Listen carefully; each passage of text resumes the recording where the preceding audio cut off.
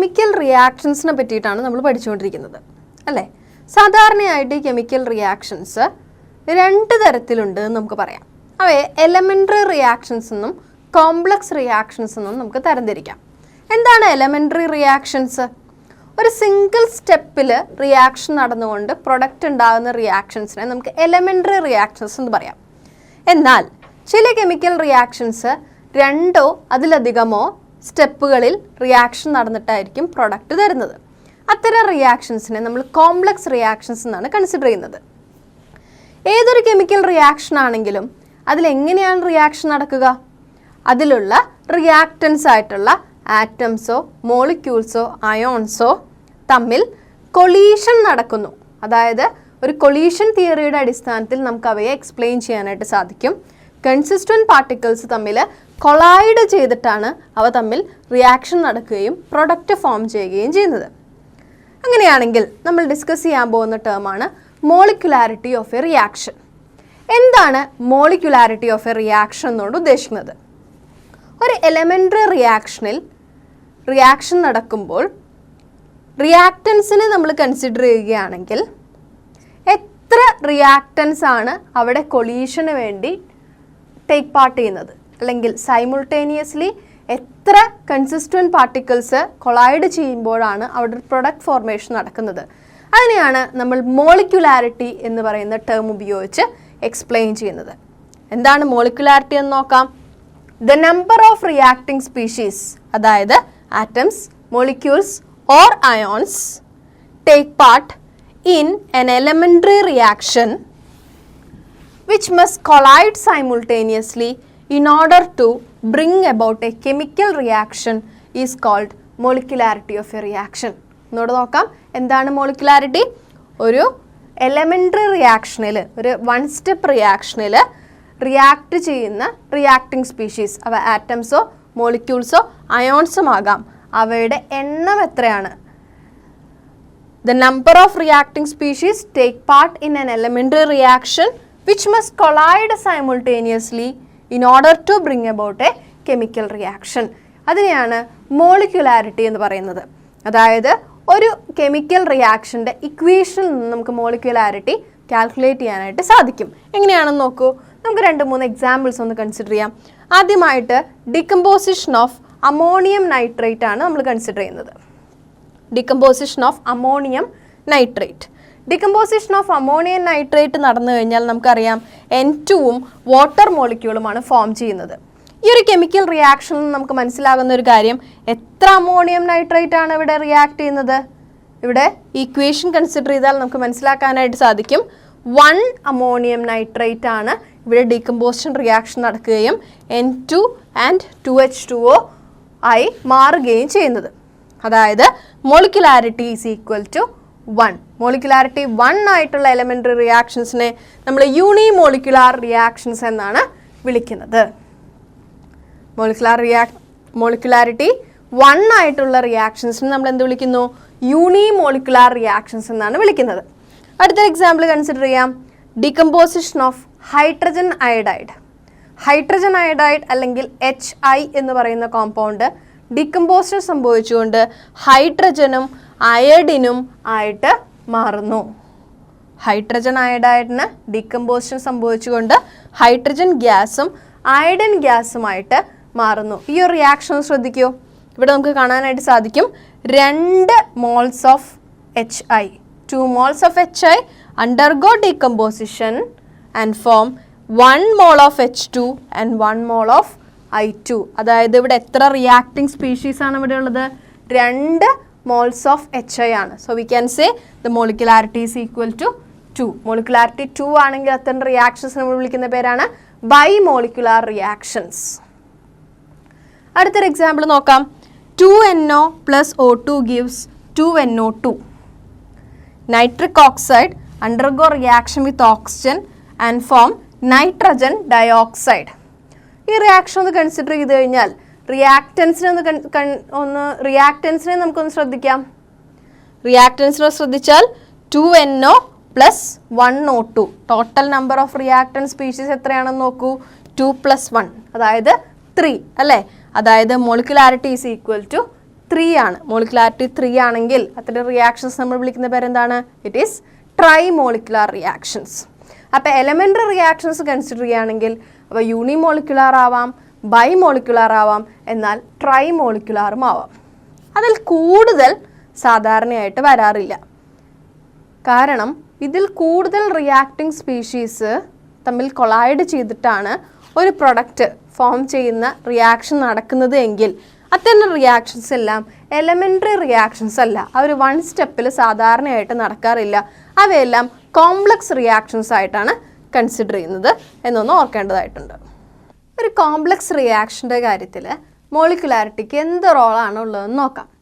സാധാരണ രീതിയിൽ പറയുകയാണെങ്കിൽ ഒരു കോംപ്ലക്സ് റിയാക്ഷൻ്റെ കാര്യത്തിൽ മോളിക്കുലാരിറ്റിക്ക് പ്രത്യേകിച്ച് ഒരു റോളില്ല എന്ന് പറയാം. ഉദാഹരണത്തിന് നമുക്കൊരു എക്സാമ്പിൾ കൺസിഡർ ചെയ്യാം. ഇവിടെ ഒരു ഇക്വേഷൻ കാണാനായിട്ട് സാധിക്കും. KClO3 plus 6FeSO4 plus 3H2SO4 gives KCl plus 3Fe2SO4 thrice plus 3H2O. ഈ ഒരു റിയാക്ഷൻ കാണുമ്പോൾ തന്നെ നമുക്ക് ഒരു കോംപ്ലക്സ് ആയിട്ടുള്ള റിയാക്ഷൻ ആണ് അല്ലേ? എങ്ങനെയാണ് ഇതിൻ്റെ കോംപ്ലക്സിറ്റി നമുക്ക് കാണാനായിട്ട് സാധിക്കുക? അതിന് വേണ്ടിയിട്ട് നമ്മളിതിൽ റിയാക്റ്റൻസിനെ ഒന്ന് കൺസിഡർ ചെയ്യാം. റിയാക്റ്റൻസ് നോക്കൂ, ഇക്വേഷനിൽ നിന്ന് മനസ്സിലാവുന്ന ഒരു കാര്യം 1 mole of KClO3 undergo reaction with 6FeSO4 plus 3H2SO4. ഇവിടെ നോക്കിക്കഴിഞ്ഞാൽ നമുക്ക് മനസ്സിലാക്കാനായിട്ട് സാധിക്കും ഒരു KClO3, 6 FeSO4, 3 H2SO4 ടോട്ടൽ ചെയ്യുമ്പോൾ 10 അല്ലേ? That is molecularity. അല്ലെങ്കിൽ നമുക്ക് പറയാം order of this reaction is considered as 10 അല്ലെങ്കിൽ it is considered as A 10th order reaction. Equation നമുക്ക് മനസ്സിലാവുന്നത് ഇതൊരു 10th ഓർഡർ റിയാക്ഷൻ ആണെന്നാണ്. എന്നാൽ ഈ ഒരു കെമിക്കൽ റിയാക്ഷൻ്റെ ഓർഡർ മെഷർ ചെയ്യുമ്പോൾ we can obtain the order of this reaction as 2. ഈ ഒരു ഇക്വേഷൻ നമുക്ക് മനസ്സിലാവുന്നത് ഇതൊരു 10th ഓർഡർ റിയാക്ഷൻ ആണെങ്കിൽ കൂടി ആക്ച്വലി ഈ റിയാക്ഷൻ ഒരു 2nd ഓർഡർ റിയാക്ഷന് എക്സാമ്പിളാണ്. ഇതിൽ നിന്ന് എന്ത് മനസ്സിലാക്കാം? ഈ ഒരു റിയാക്ഷൻ കൺസിഡർ ചെയ്യുകയാണെങ്കിൽ ഈ ഒരു റിയാക്ഷൻ ഒരു സിംഗിൾ സ്റ്റെപ്പിൽ നടക്കുന്ന റിയാക്ഷൻ അല്ല, ഇത് ഒരു മൾട്ടി സ്റ്റെപ്പിൽ നമ്പർ ഓഫ് സ്റ്റെപ്സിൽ നടക്കുന്ന ഒരു റിയാക്ഷനാണ്. അതുകൊണ്ട് തന്നെ ഇത്തരം റിയാക്ഷൻസിനെ നമ്മൾ വിളിക്കുന്നത് കോംപ്ലക്സ് റിയാക്ഷൻസ് എന്നാണ്. നമ്മൾ മനസ്സിലാക്കേണ്ട ഒരു കാര്യം, molecularity has no meaning for complex reactions because these reactions are supposed to takes place in a sequence of number of steps. Molecularity എന്ന് പറയുന്ന ഈ ഒരു ടേമിന് കോംപ്ലക്സ് റിയാക്ഷൻ്റെ കാര്യത്തിൽ പ്രത്യേകിച്ച് ഒരു റോളുമില്ല എന്ന് തന്നെ പറയാം. കാരണം കോംപ്ലക്സ് റിയാക്ഷൻസ് സെവറൽ സ്റ്റെപ്സിലാണ് ആ റിയാക്ഷൻ കംപ്ലീറ്റ് ചെയ്യുകയും പ്രൊഡക്റ്റ് നൽകുകയും ചെയ്യുന്നത്. The molecularity has significant role only in the case of elementary reactions. Single സ്റ്റെപ്പിൽ നടക്കുന്ന എലമെൻ്ററി റിയാക്ഷൻസിൻ്റെ കാര്യത്തിൽ മാത്രമേ മോളിക്കുലാരിറ്റി നമുക്ക് കറക്റ്റായിട്ടുള്ള രീതിയിൽ കണ്ടുപിടിക്കാനായിട്ട് സാധിക്കുകയുള്ളൂ. അതുകൊണ്ട് തന്നെ കോംപ്ലക്സ് റിയാക്ഷൻസിന് നമുക്ക് മറ്റൊരു മെത്തേഡ് ഫോളോ ചെയ്യേണ്ടതായിട്ടുണ്ട്. അതെന്താണെന്ന് നമുക്ക് പഠിക്കാം. കോംപ്ലക്സ് റിയാക്ഷൻസിൻ്റെ കേസിൽ, അതായത് സെവറൽ സ്റ്റെപ്പിൽ റിയാക്ഷൻ നടക്കുന്ന കെമിക്കൽ റിയാക്ഷൻ്റെ കാര്യത്തിൽ എങ്ങനെയാണ് നമ്മൾ ഓർഡർ കാൽക്കുലേറ്റ് ചെയ്യുക, അതുപോലെ റേറ്റ് എങ്ങനെയാണ് കാൽക്കുലേറ്റ് ചെയ്യുക, അതെങ്ങനെയാണെന്ന് നമുക്കൊന്ന് പഠിക്കാം. അതിന് വേണ്ടിയിട്ട് നമ്മളൊരു പുതിയൊരു കാര്യം പഠിക്കുകയാണ്. If A chemical reaction taking place in several steps, 2 അതിലധികമോ സ്റ്റെപ്പുകളിലാണ് ഒരു കെമിക്കൽ റിയാക്ഷൻ നടക്കുന്നത് എങ്കിൽ ആ ഒരു കെമിക്കൽ റിയാക്ഷനിലെ സ്ലോവസ്റ്റ് സ്റ്റെപ്പിനെയാണ് റേറ്റ് ഡിറ്റർമിനിങ് സ്റ്റെപ്പ് എന്ന് നമ്മൾ വിളിക്കുന്നത്. ഈ റേറ്റ് ഡിറ്റർമിനിങ് സ്റ്റെപ്പാണ് ആ ഓവറോൾ കെമിക്കൽ റിയാക്ഷൻ്റെ റേറ്റിനെ ഡിറ്റർമിൻ ചെയ്യുന്നത് എന്ന് പറയാനായിട്ട് സാധിക്കും. അതായത് നമ്പർ ഓഫ് സ്റ്റെപ്സ് കൂടുതൽ നടന്നതിന് ശേഷം മാത്രം പ്രൊഡക്റ്റ് ഫോർമേഷൻ നടക്കുന്ന കെമിക്കൽ റിയാക്ഷനുകളിൽ ഏത് സ്റ്റെപ്പാണോ സ്ലോവസ്റ്റ് സ്റ്റെപ്പ്, ആ സ്റ്റെപ്പിനെ നമ്മൾ വിളിക്കുന്ന പേരാണ് rate determining step. Rate determining സ്റ്റെപ്പിൻ്റെ ഡിപ്പെൻഡ് ചെയ്തുകൊണ്ടാണ് ആ ഒരു റിയാക്ഷൻ്റെ ഓവറോൾ റേറ്റ് നമുക്ക് കണ്ടുപിടിക്കാനായിട്ട് സാധിക്കുക. അതിന് വേണ്ടിയിട്ട് നമുക്കൊരു കെമിക്കൽ റിയാക്ഷൻ തന്നെ കൺസിഡർ ചെയ്യാം. Consider the decomposition of N2O5. എന്താണ് റിയാക്ഷൻ എന്ന് നോക്കൂ. 2N2O5 gives 4NO2 plus O2. ഇവിടെ നമുക്ക് കാണാനായിട്ട് സാധിക്കും 2 moles of N2O5 undergo decomposition and form 4 moles of NO2 and 1 mole of O2. This reaction is considered to be take place in several steps. ഈ ഒരു reaction സാധാരണയായിട്ട് നടക്കുന്നത് 2 സ്റ്റെപ്പിലാണ്. എങ്ങനെയാണെന്ന് നോക്കാം. ആദ്യത്തെ സ്റ്റെപ്പിൽ decomposition of N2O5 takes place and form NO2 and NO3. N2O5 മോളിക്യൂളിന് ഡീകമ്പോസിഷൻ സംഭവിച്ചുകൊണ്ട് NO2ഉം NO3യും ഫോം ചെയ്യുന്നതാണ് ഫസ്റ്റ് സ്റ്റെപ്പ്. രണ്ടാമത്തെ സ്റ്റെപ്പ് എന്ന് പറയുന്നത് ഈ റിയാക്ഷൻ മിക്സ്ചറിലുള്ള രണ്ടാമത്തെ മോളായിട്ടുള്ള N2O5 reacts with NO3 and NO2. First സ്റ്റെപ്പിൽ ഫോം ചെയ്തിട്ടുള്ള NO2ഉം NO3യുമായിട്ട് N2O5 റിയാക്ട് ചെയ്യുകയും അതിൻ്റെ ഫലമായിട്ട് 4NO2 + O2 ഫോം ചെയ്യുകയും ചെയ്യുന്നു. ഈ 2 സ്റ്റെപ്പ് റിയാക്ഷൻ നമ്മൾ കൺസിഡർ ചെയ്യുമ്പോൾ ആദ്യത്തെ സ്റ്റെപ്പ് റിയാക്ഷനെ നമ്മളൊരു സ്ലോ സ്റ്റെപ്പ് റിയാക്ഷൻ ആയിട്ടാണ് പറയുന്നത്. കാരണം അത് വളരെ സ്ലോവിൽ നടക്കുന്ന ഒരു റിയാക്ഷനാണ് as compared to the second step.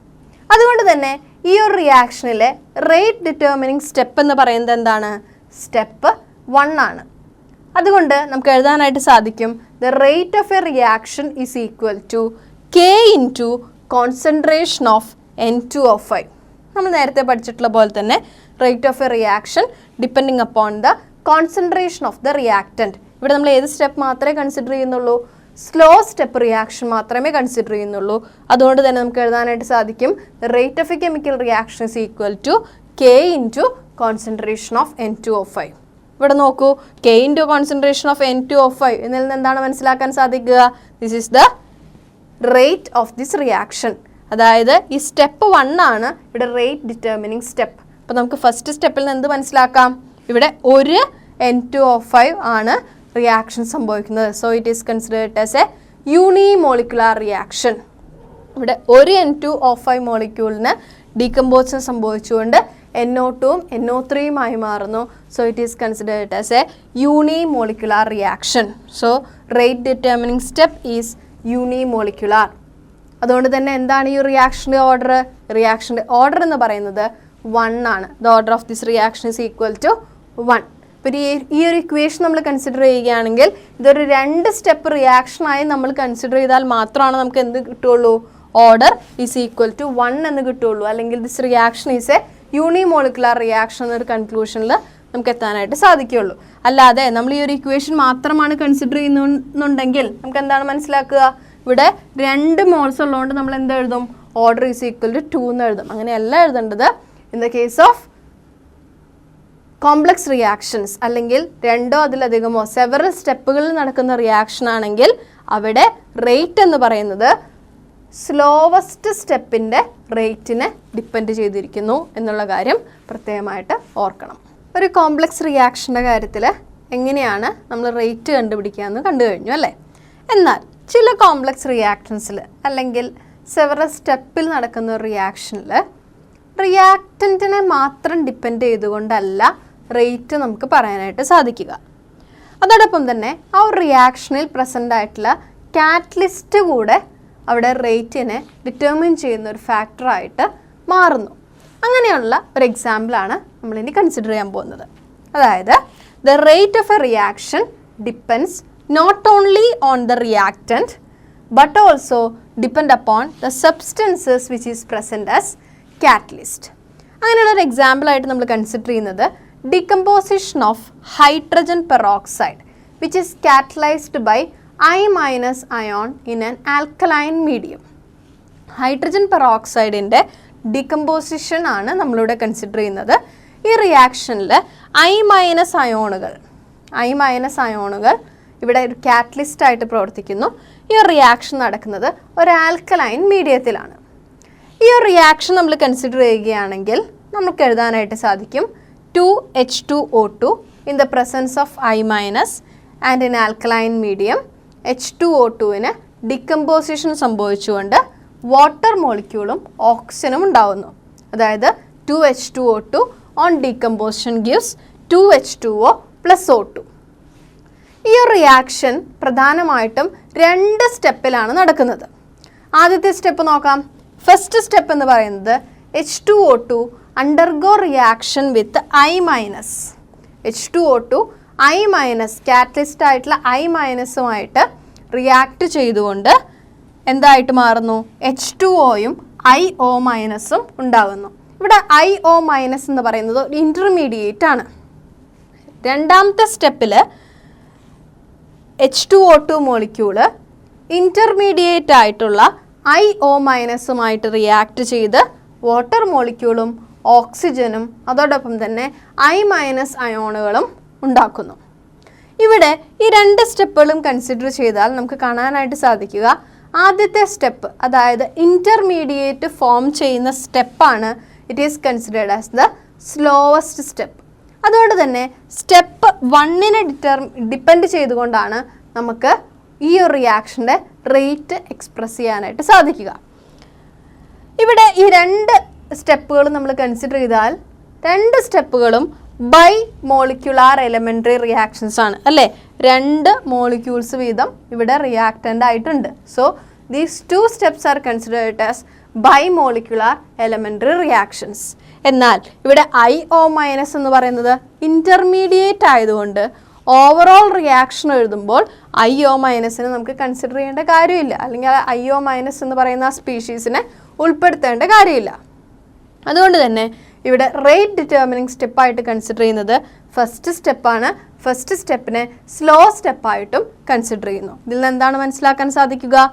ഇത്തരം കോംപ്ലക്സ് റിയാക്ഷൻസിൽ റേറ്റ് ഡിറ്റർമിൻ ചെയ്യുമ്പോൾ റിയാക്റ്റൻ്റ് മാത്രമല്ല അതോടൊപ്പം തന്നെ കാറ്റലിസ്റ്റായിട്ട് പ്രസൻ്റ് ആയിട്ടുള്ള അയോണുകളും റേറ്റിന് ഡിറ്റർമിൻ ചെയ്യാനായിട്ടുള്ള ഒരു ഘടകമായിട്ട് മാറുന്നു എന്ന് നമ്മൾ കൺസിഡർ ചെയ്യണം. അങ്ങനെയാണെങ്കിൽ ഈ ഒരു റിയാക്ഷൻ്റെ റേറ്റ് എങ്ങനെയാണ് റെപ്രസെൻറ്റ് ചെയ്യുക? റേറ്റ് ഈസ് ഈക്വൽ ടു നമുക്കറിയാവുന്ന പോലെ തന്നെ -d/dt of concentration of reactance എന്ന് പറയാം. ഇവിടെ റിയാക്റ്റൻ്റ് H2O2 ആണ്. അതായത് rate is equal to -d/dt of concentration of hydrogen peroxide എന്ന് സൂചിപ്പിക്കാം. അതോടൊപ്പം തന്നെ ഇതിനെ rate is equal to K into concentration of H2O2 into concentration of I- എന്ന് സൂചിപ്പിക്കാം. അതായത് റേറ്റ് എന്തുമായിട്ട് ബന്ധപ്പെട്ടിരിക്കുന്നു? H2O2ൻ്റെ കോൺസെൻട്രേഷൻ്റെ ബേസിസിലും അല്ലെങ്കിൽ I- അയോണുകളുടെ കോൺസെൻട്രേഷൻ്റെ ബേസിസിലും നമുക്ക് ഈ ഒരു ഇക്വേഷൻ്റെ അല്ലെങ്കിൽ ഈ ഒരു കെമിക്കൽ റിയാക്ഷൻ്റെ റേറ്റ് എക്സ്പ്രസ് ചെയ്യാനായിട്ട് സാധിക്കും. ഇവിടെ നമുക്ക് മനസ്സിലാകുന്നത് the order of this reaction is equal to 1 with respect to the concentration of H2O2 or with the concentration of I- ions. H2O2ൻ്റെ കോൺസെൻട്രേഷൻ്റെ ബേസിസിലും I- അയോണുകളുടെ കോൺസെൻട്രേഷൻ്റെ ബേസിസിലും ഈ ഒരു കെമിക്കൽ റിയാക്ഷൻ്റെ ഓർഡർ എന്ന് പറയുന്നത് 1 ആയിട്ടാണ് കൺസിഡർ ചെയ്യുക. അപ്പോൾ എലമെൻ്ററി റിയാക്ഷൻസിൻ്റെയും കോംപ്ലക്സ് റിയാക്ഷൻസിൻ്റെയും മോളിക്കുലാരിറ്റിയെ പറ്റിയും അതോടൊപ്പം തന്നെ കോംപ്ലക്സ് റിയാക്ഷൻ്റെ റേറ്റ് ഡിറ്റർമിനിങ്ങിനെ പറ്റിയും ഓവറോൾ റേറ്റിനെ പറ്റിയും നമ്മൾ പഠിച്ചു കഴിഞ്ഞു. ഇവിടെ നമ്മൾ പ്രധാനമായിട്ടും പഠിച്ച രണ്ട് പ്രധാനപ്പെട്ട ടേമുകളാണ് ഓർഡർ എന്നതും മോളിക്കുലാരിറ്റി എന്നതും. നമുക്കിനി ഓർഡറിനെയും മോളിക്കുലാരിറ്റിയെയും ഒന്ന് കമ്പയർ ചെയ്ത് നോക്കിയാലോ? നമ്മൾ ഇതുവരെ മനസ്സിലാക്കിയതിൽ നിന്ന് നമുക്ക് മോളിക്കുലാരിറ്റിയെയും ഓർഡറിനെയും നമുക്കൊന്ന് കമ്പയർ ചെയ്ത് നോക്കാം. പ്രധാനമായിട്ടും ഇവിടെ 5 ഇമ്പോർട്ടൻറ്റ് പോയിന്റുകളാണ് കമ്പാരിസന് വേണ്ടി ഉപയോഗിച്ചിട്ടുള്ളത്. നോക്കാം എന്താണ് മോളിക്കുലാരിറ്റി, എന്താണ് ഓർഡർ എന്നാണ് ഫസ്റ്റ് പോയിന്റ്. നമുക്കറിയാവുന്ന പോലെ തന്നെ molecularity is the number of reacting species which must collide simultaneously in order to carry out a chemical reaction. ഒരു കെമിക്കൽ റിയാക്ഷൻ നടക്കുമ്പോൾ അതിൽ എത്ര റിയാക്റ്റൻറ്റ് സ്പീഷീസ് തമ്മിൽ കൊളൈഡ് ചെയ്തിട്ടാണ് അവിടെ ഒരു കെമിക്കൽ റിയാക്ഷൻ സംഭവിക്കുന്നത്. ആ നമ്പർ ഓഫ് റിയാക്റ്റൻറ്റ് സ്പീഷീസിനെയാണ് നമ്മൾ മോളിക്കുലാരിറ്റി എന്ന് പറയുന്ന ടേം ഉപയോഗിച്ച് റെപ്രസെൻ്റ് ചെയ്യുന്നത്. എന്താണ് ഓർഡർ എന്ന് നോക്കൂ. ഓർഡർ എന്ന് പറഞ്ഞു കഴിഞ്ഞാൽ the sum of powers of the concentration of the reactants in a rate law. Rate ലോയിൽ sum of powers of the concentration of the reactants that is called order of a chemical reaction. ഇതാണ് first point of comparison. രണ്ടാമത്തെ പോയിന്റിലേക്ക് വന്നു കഴിഞ്ഞാൽ molecularity is always a whole number. അതായത് 1, 2, 3 പോലെയുള്ള whole numbers മാത്രമായിരിക്കും മോളിക്കുലാരിറ്റിയുടെ വാല്യൂ. എന്നാൽ ഓർഡർ എങ്ങനെയാണ്? Order of a reaction may be 0, whole number or a fractional value. എന്നാൽ ഒരു കെമിക്കൽ റിയാക്ഷൻ്റെ ഓർഡർ എന്ന് പറയുന്നത് 0 ആവാം, ഹോൾ നമ്പർ ആവാം, അല്ലെങ്കിൽ ഫ്രാക്ഷണൽ വാല്യൂവും വരാം. മൂന്നാമത്തെ പോയിന്റിലേക്ക് കടക്കാം. മൂന്നാമത്തെ കമ്പാരിസൺ എന്ന് പറയുന്നത് molecularity is applicable to elementary reactions only. Single സ്റ്റെപ്പിൽ നടക്കുന്ന എലമെൻ്ററി റിയാക്ഷൻസിന് മാത്രമായിട്ട് ബാധകമാണ് എന്ത് മോളിക്കുലാരിറ്റി എന്ന് പറയുന്ന ടേം. എന്നാൽ ഓർഡർ എങ്ങനെയാണ്? Order of a reaction is applicable to both elementary as well as complex reactions. Single സ്റ്റെപ്പിൽ നടക്കുന്ന റിയാക്ഷൻസിലും സെവറൽ സ്റ്റെപ്പിൽ നടക്കുന്ന റിയാക്ഷൻസിനും നമുക്ക് ഓർഡർ കണ്ടുപിടിക്കാനായിട്ട് സാധിക്കും. നാലാമത്തെ പോയിന്റിലേക്ക് കടക്കാം. Molecularity is a theoretical concept. Molecularity എന്ന് പറയുന്നത് ഒരു തിയററ്റിക്കൽ കൺസെപ്റ്റ് ആണ്. എന്നാൽ ഓർഡർ എന്നുള്ളതോ? Order is determined experimentally. Experimentally കണ്ടുപിടിക്കാവുന്ന ഒരു വാല്യൂ ആണ് ഓർഡർ എന്ന് പറയുന്നത്. അഞ്ചാമത്തെ പോയിന്റ് ഓഫ് കമ്പാരിസൺ എന്താണെന്ന് നോക്കൂ. For simple reactions molecularity can be obtain from the stoichiometry of the equations. നമ്മൾ നേരത്തെ കണ്ടു കഴിഞ്ഞതാണ്. സിമ്പിൾ റിയാക്ഷൻസിന്, എലമെൻ്ററി റിയാക്ഷൻസിന് മോളിക്കുലാരിറ്റി കണ്ടുപിടിക്കാനായിട്ട് ആ കെമിക്കൽ ഇക്വേഷൻ്റെ സ്റ്റോഷിയോമെട്രി കൺസിഡർ ചെയ്താലായിട്ട് മതി. എന്നാൽ ഓർഡറിൻ്റെ കാര്യത്തിലോ? For simple reactions order may not be equal to the number of molecules of reactants as seen from the balanced equation. എന്നാൽ ഓർഡർ എപ്പോഴും ബാലൻസ്ഡ് ഇക്വേഷനിൽ കാണുന്ന സ്റ്റോഷിയോമെട്രിക്ക് ഈക്വലൻ്റ് ആയിട്ട് വരണം എന്നില്ല. നമ്മൾ കണ്ടു കഴിഞ്ഞതാണ് അല്ലേ? ചില കേസസിലെല്ലാം ബാലൻസ്ഡ് ഇക്വേഷനിൽ നിന്നും വ്യത്യസ്തമായിട്ട് നമുക്ക് ഓർഡർ കിട്ടാറുണ്ട്. ഇത്രയും പ്രധാനപ്പെട്ട 5 പോയിന്റ്സ് ഓഫ് കമ്പാരിസൺ ഉപയോഗിച്ച് നമുക്ക് മോളിക്കുലാരിറ്റിയെയും ഓർഡറിനെയും കമ്പയർ ചെയ്ത് പഠിക്കാവുന്നതാണ്.